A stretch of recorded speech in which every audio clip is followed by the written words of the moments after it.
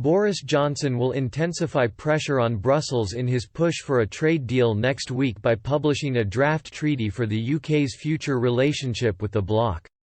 The Prime Minister's proposal for Canada-style agreement between Britain and the EU, with zero tariffs on most imports and exports, will be set out in detail in a series of legal texts to be released ahead of the second round of trade talks. Whitehall insiders say the move is designed to take the initiative in the talks in a fresh attempt to force the EU to drop demands for the UK to stay permanently locked into a swath of Brussels regulations. One government source said, "We will be making clear that we are not looking for anything bespoke.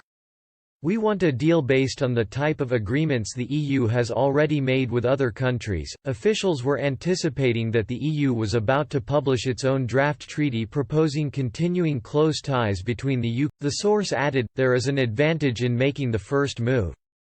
We are ready." Cabinet Office Minister Michael Gove announced the move to publish the draft treaty in a written ministerial statement to MPs yesterday. Mr. Gove acknowledged significant differences remained between the two sides following last week's first round of trade talks in Brussels, including over the EU's demand for a level playing field on standards.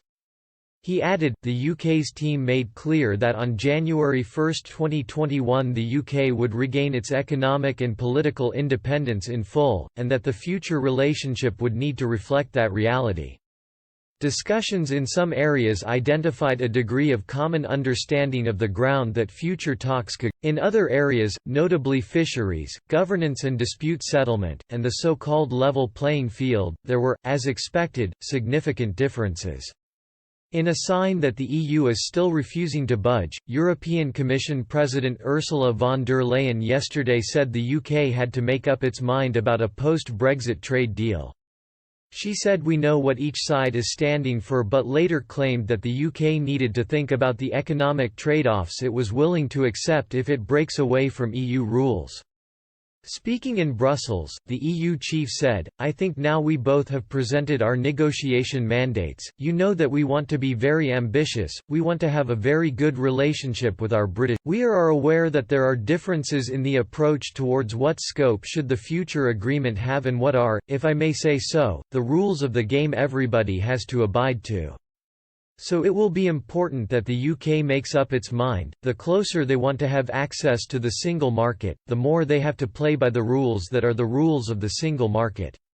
If this is not the UK's choice, then, of course, they will be more distant and it will be more difficult for the UK to access the single market. So I think it's up to the UK within the negotiations to think about the trade-offs they want to take into account."